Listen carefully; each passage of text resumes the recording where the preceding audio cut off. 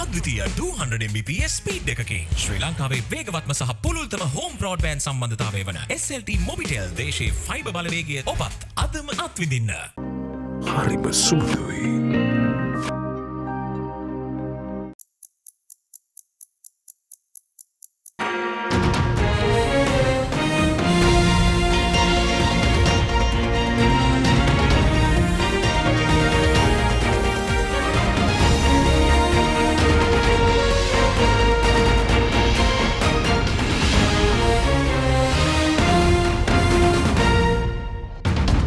Tonight on First at 9 this Friday, the 8th of September 2023. Evaluation policy. President calls for a consistent national policy. Directs to examine the 10 highest spending ministries. Today at the free market economy, we can't be changing policies as we like. National security. Proposals for Defence Review 2030 submitted to the Cabinet. Review to serve as a crucial step to adapt the country's defence policy, says PMD. Debt strategy. Central Bank Governor expects the domestic debt optimization program to be complete soon. We would hope that it will be completed pretty soon so that there's a relief for the government. Survived. The no confidence motion against Health Minister defeated in Parliament. ඔබේ විශ්වාසය දෙනු සෙන්සුරයින් දැන් ළඟමැති ෆාමසියෙන් ලබාගත හැක. Rhino Cement Roofing Sheets. හොඳම මෙලට කල් පවතින වහරයක්. This is AdaDerana First at 9. Live from Studio 24 in Colombo. Good evening and welcome to AdaDerana First at 9. I'm AdaDerana Singh joining you live with the latest in Sri Lanka and around the world. Now in your top story tonight, President Ranil Wickremesinghe highlights the importance of a consistent national policy for the country to move forward, adding that policies cannot change in a free market economy.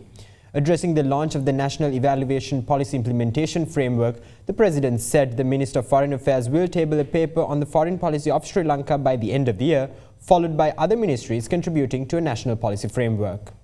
Further, the head of state noted that the government will analyse the expenditure of the 10 ministries recording the highest expenditure, while reports on the matter will be submitted to Parliament. The National Evaluation Policy Implementation Framework was launched at the Temple Trees under the patronage of President Ranil Wickremesinghe. This is a need of Sri Lanka which we should have fulfilled earlier. The evaluation policy we will implement, and it certainly is a useful tool to bring discipline into the system. While you all are working on the National Evaluation Policy, we took a decision to certainly analyze the spendings in the 10 largest spending ministries. The results that are coming out will show what has happened. I mean, basically, it's not encouraging at all. We have fallen back. I wanted the reports being presented to Cabinet to be available in all 3 languages when it will be presented to Parliament. While we have done the National Evaluation Policy, what all our work has shown in the last year, the assessment, is actually one big void in our system. The absence of national policy. National policy should not change. But we had the practice when governments change, policies change, because there were 2 different strong viewpoints that were held. But now what has happened is when a minister changes, the policies change. So this is the biggest drawback we have. And why do we commence these projects? What are policies? So we first have to decide, Parliament, not the government. We must try and agree on what are the basic principles. Let the basic principles be agreed on, and then get a national policy framework. Within that, policies can change from government to government, not from minister to minister. Or policies can stay on. But today at the free market economy, we can't be changing policies as we like. We have to have consistent policies. The next step will be to look at the policies. Already, Parliament has appointed a committee which has given a report on national policies. The Cabinet has to discuss it. And looking at this experience, we'll have to take a new approach as to how policies are being made. The role of the Cabinet, the role of Parliament, and the role of execution. Then within these national policy frameworks, we can allow devolution to take place. One issue of devolution is that national policies have not been enacted by ministries, despite the fact that well over 30 odd years has passed. So we find this eternal conflict and the desire, the need to have the implementing agencies under the central ministry, when in fact with national policy you could achieve the same objective. Formulating national policy policy will be important, and starting after this budget, the government will focus on some of the key areas for national policy. I have asked the Minister of Foreign Affairs by end of the year to table a paper on the foreign policy of Sri Lanka. The Ministry of Defence will work next year on a long-term defence policy for Sri Lanka, and we are hoping that the other will also work with other ministries in producing the national policy framework.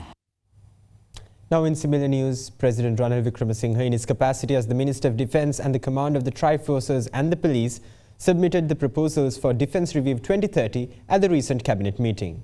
The President's Media Division noted that given the evolving landscape in the security dynamics, the Defence Review 2030 serves as a crucial step to adapt Sri Lanka's defence policy. According to the President's Media Division, the comprehensive document outlines the evolving security landscape in the Indian Ocean region and sets the course for Sri Lanka's defence policy in the coming years.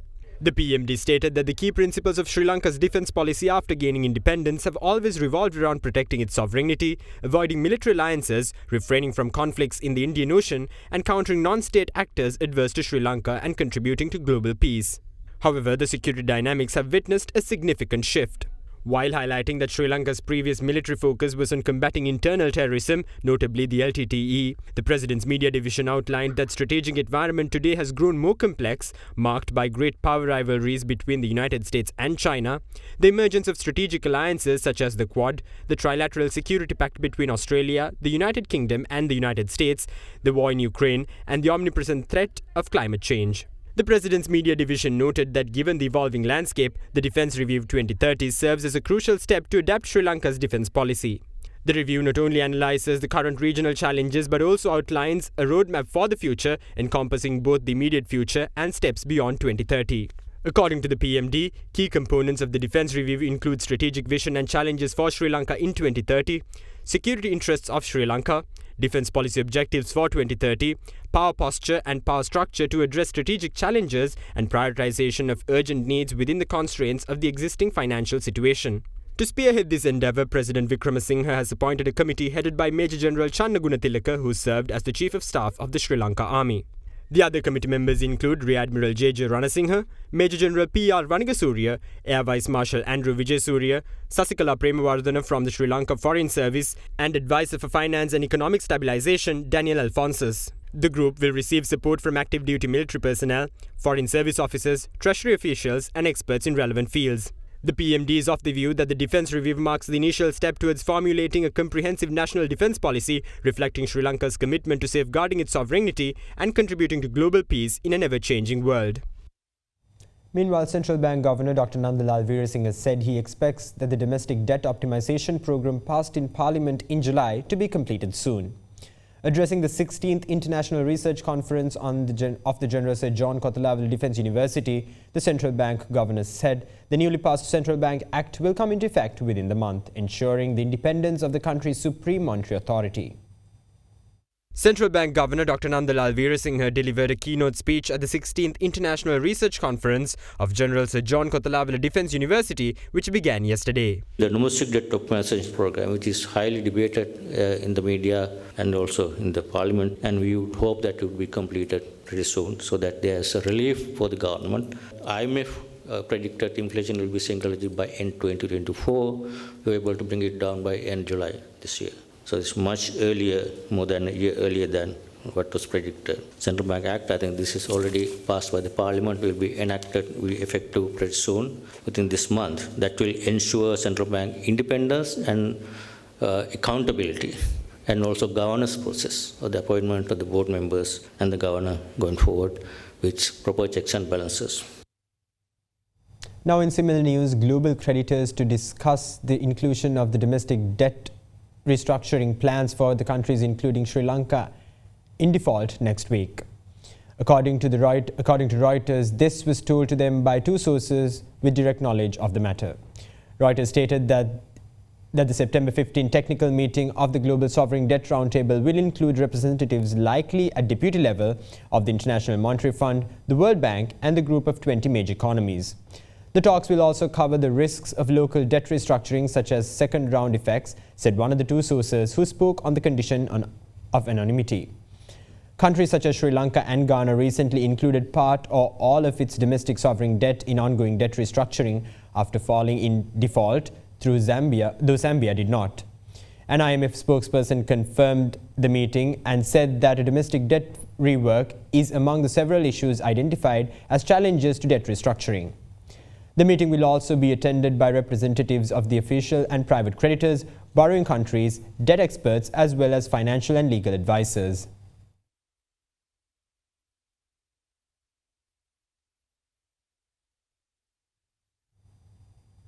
Now, the no-confidence motion against Minister of Health Keheliya Ramukwala was defeated in Parliament today by a margin of 40 votes.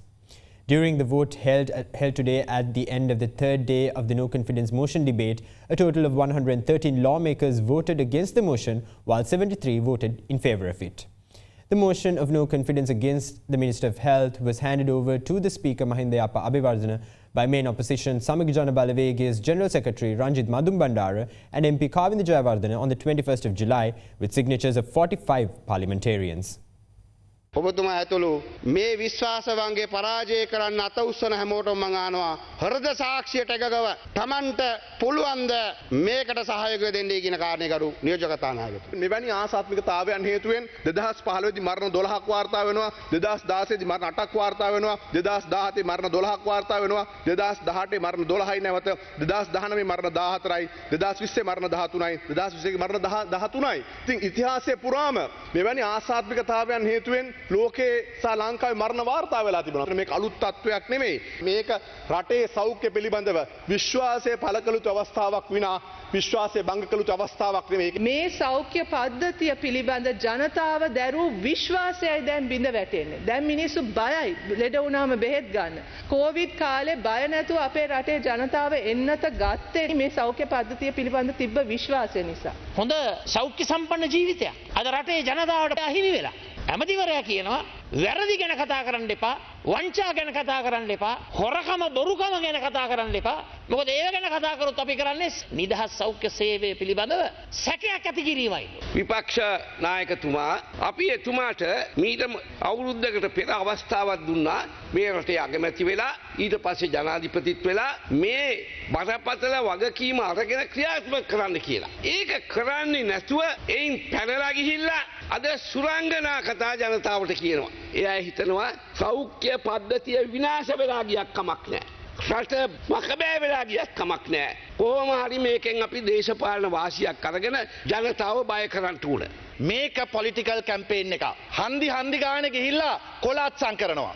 මොනවද විශ්වාස භංගයට ඡන්ද එකතු කරනවා අත්සන් ලක්ෂ 20ක් එකතු කරනවා කියලා. දැන් මේ අත්සන් ලක්ෂ 20 එකතු කරනකොට දන්නවා මේක පරදිනවා කියලා. මොකද පාරේ ඡන්ද එකතු කරා කියලා අත්සන් ගැහුවා කියලා මේ කෙහෙලිය රඹුක්වැල්ල ඇමතුමාගේ විශ්වාස භංගයට සහයෝගයක් වෙන්නේ නැහැ. මොකද අවශ්‍යතාවය? ගමට යන්න බැරි වෙලා හිටපු අයට පොලිටිකල් කැම්පේන් එකක් කරන්න මාතෘකාවක් ආවා. මම හෙට ජිනීවානුවරට මානව හිමිකම් කවුන්සිලට යනවා. ගිහිල්ලා මම වාර්තා කරනවා අපිට ආධාර දෙන්න. අපිට පුළුවන් තරම් ආධාර දෙන්න. මොන රජයක් තිබ්බත් ආධාර දෙන්න. හැබැයි මේ සෞඛ්‍ය අංශය ප්‍රමුඛ කරගත්ත දූෂණ වලල්ලට එරෙහිව ආණ්ඩුවට බලපෑම් කරන්න කියලා දැඩි ඉල්ලීම කරනවා. පොර බෙහෙත් වෙනම ගම් ප්‍රසම්පාදන ක්‍රමයෙන් පිට කොහේ හරි තියෙනවා නම් කරුණාකරලා කෑ ගැහුවට කිසිම කෙනෙක් මට කඩදාසියක් දුන්නේ නැහැ. ප්‍රසම්පාදන ක්‍රමය හොරෙන් කරලා තියෙනවා. මේ ක්‍රමයෙන් පිට කරලා තියෙනවා. කරුණාකරලා තියෙනවා නම් දැන් හරි දෙන්න පරක්කු නැහැ. මේ ඔක්කොම කතා කරපු අය කතා කරේ යන්නේ එපා ස්පිරිතාලෙට මිනිහ මරණ තරක් කියලා. මේ කාලකන්ණි තුච්ච නින්දිත වැඩේ කරන්න එපා කරු විපක්ෂ නායකතුමනි. අකටයුත්තක් වෙලා තියෙනවා නම් කරුණාකරලා එවැනියෙන් විවෘතව අපි කතා කරමු. හැංගි හොරා සෙල්ලම් දාන්න ඕනේ. During the vote, a total of 113 parliamentarians voted against the motion, while 73 voted in favour. As a result, the Health Minister survived the no-confidence motion moved by the opposition by a majority of 40 votes. Now, following the latest on weather, the prevailing heavy rainfall is expected to continue tomorrow, affecting several areas in the island, including Colombo. Meanwhile, the National Building Research Organisation also extended early landslide warnings issued to 5 districts, including the districts of Kalutara and Gaul. Due to the active southwest monsoon currently affecting the island, several areas including Colombo have been receiving rainfall in the recent past. The highest rainfall in the past 24 hours was reported from Moralia in Gaul at 114.3 millimeters. In Bulat Sinhala, several lowlands were inundated due to heavy rainfall, and traffic in the Bulat Sinhala Molkava main road was disrupted as a result. 3 schools in Bulat Sinhala were also closed today due to risks of potential flooding and landslides.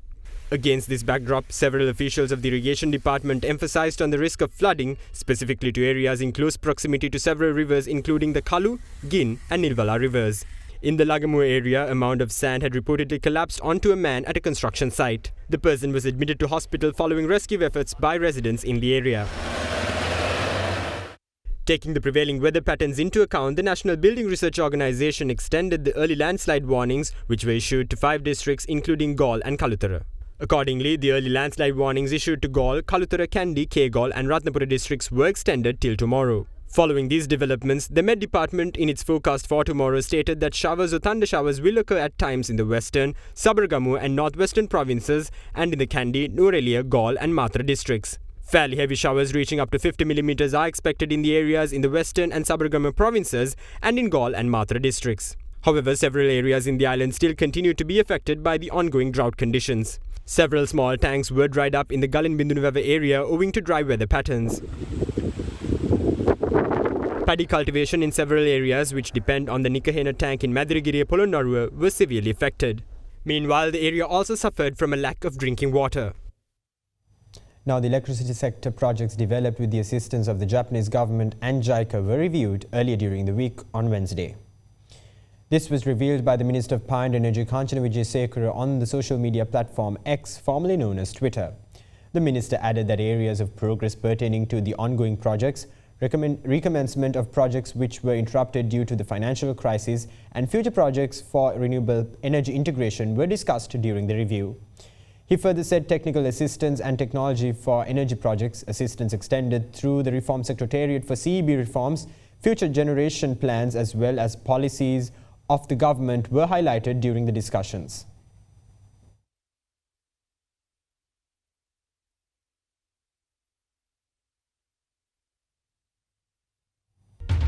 For the latest in the world of business, join us on the other side of this short commercial break. Stay with us.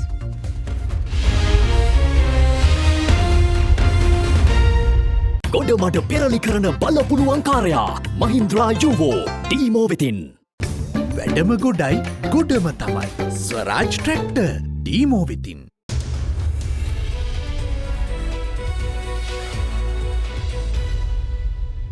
Welcome back. Now on the economic front, Sri Lanka's official reserve assets stood at $3.59 billion in August 2023. According to the Central Bank of Sri Lanka, this is a marginal drop of 4.4% compared to the $3.7 billion recorded in July 2023. However, the central bank stated that the current official reserve assets include a swap facility from the People's Bank of China to the tune of $1.4 billion, which is subject to conditionalities on usability.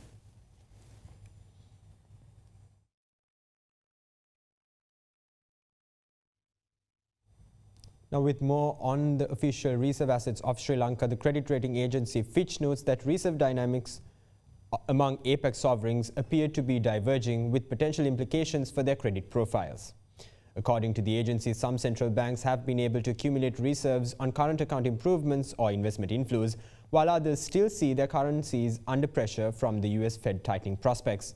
Official reserves among the Fitch-rated sovereigns in the APEC increased by almost $170 billion in the first half of 2023, mostly driven by growth among those with already large reserve buffers. Strong external liquidity positions support these credit profiles, but further reserve increases are unlikely to have much near-term influence on ratings. Fitch rates Sri Lanka's long-term foreign currency issuer default rating at restricted default or RD. It notes that the country's reserve levels will influence the rating only when it has moved out of the RD rating. Despite an increase in the reserves over the last 9 months to around $3.8 billion in July 2023, they remain well below the $7.3 billion average over 2014 to 2019.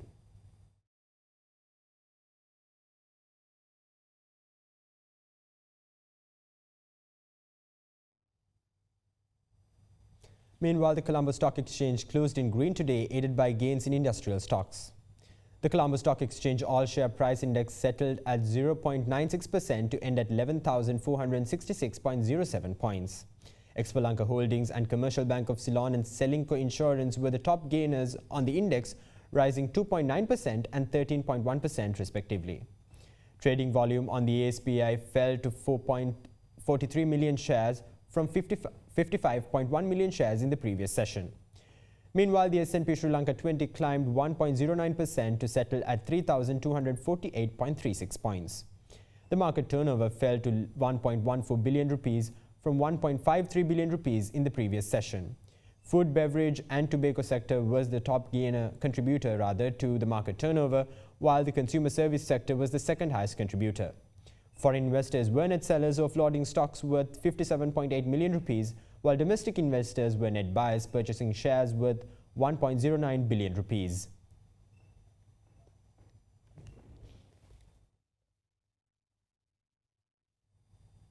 Now let's take a look at how the rupee traded against other major currencies during the day.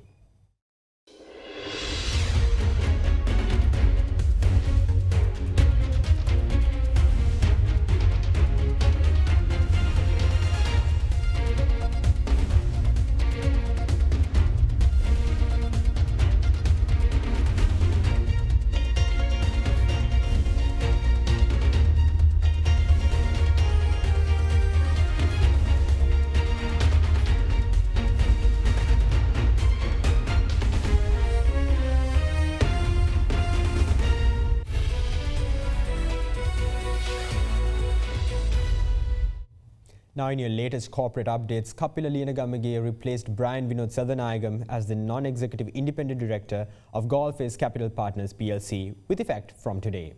Meanwhile, Radiant Gems International PLC reveals a 128% increase in revenue compared to the previous year as outlined in its latest annual report.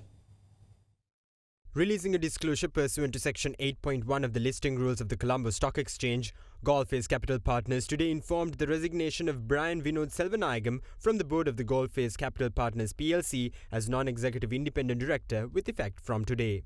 Replacing Selvanayagam, Kapila Lianagamage has been appointed as non-executive independent director to the board of the Goldface Capital Partners PLC with effect from today, according to a separate disclosure by Goldface Capital Partners. Meanwhile, Radiant Gems International PLC informs that its annual general meeting will be held on Tuesday the 26th of September at 10:15 am onwards at the premises of the United Tractor and Equipment Limited, Wattala. According to the annual report of the company, Radiant Gems recorded a net profit of around 42.06 million rupees in the year ending March 2023, following a loss of 19.95 million rupees in the previous year. In his statement on the annual report, Chairman of Radiant Gems S.H. Munasinghe stated that this year the company was able to increase revenue by 128% compared to the previous year. He cited the 29% increase in the units of production and the appreciation of the US dollar as reasons for the drastic increase in revenue. First Capital Holdings PLC released a corporate disclosure pursuant to Section 7.2 of the listing rules of the Colombo Stock Exchange, informing that all resolutions set out in the notice of meeting were approved at the annual general meeting of the company held today. Accordingly, at the AGM, the annual report of the audited financial statements of the company for the year ended 31st March 2023, together with the report of the auditors thereon, were received, while Ramesh Shafter was re-elected to the office of non-independent non-executive director and Nishan Fernando was re-elected to the office of the independent non-executive chairman. Furthermore, Manjula Matthews, who was appointed to the board on the 27th of December 2022, was reappointed as a non-independent non-executive director and deputy chairperson.